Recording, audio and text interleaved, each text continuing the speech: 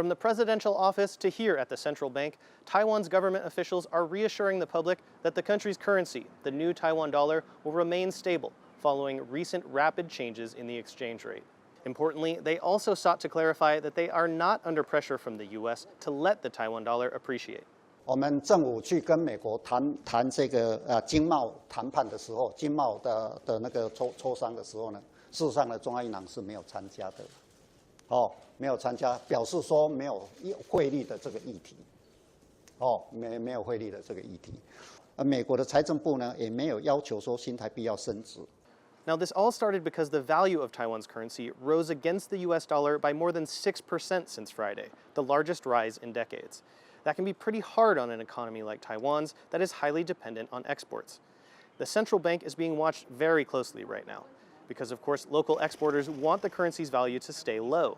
But the Taiwan government is in the middle of trade negotiations with the US, and one of Donald Trump's long-standing criticisms of US trading partners is that they manipulate their currency to keep their exports cheap, which Trump says is unfair. And in fact, Taiwan has been on the so-called monitoring list of the US Treasury for years. Those are countries at risk of being officially labeled a currency manipulator, and the Treasury is expected to release its latest report on such practices very soon.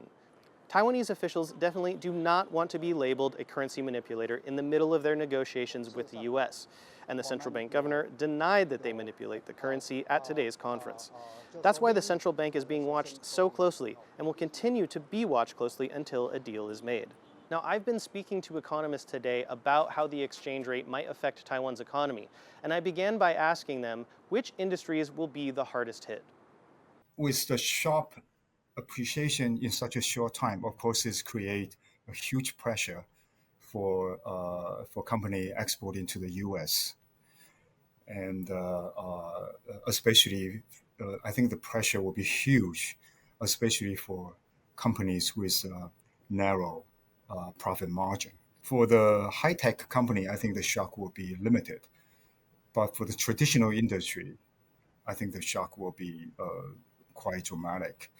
So it seems it's the smaller industries in Taiwan, not its larger electronics exporters, that may be hurt the most from this. Luffy Li, Hank Shu, and Chris Gorin in Taipei for TaiwanPlus.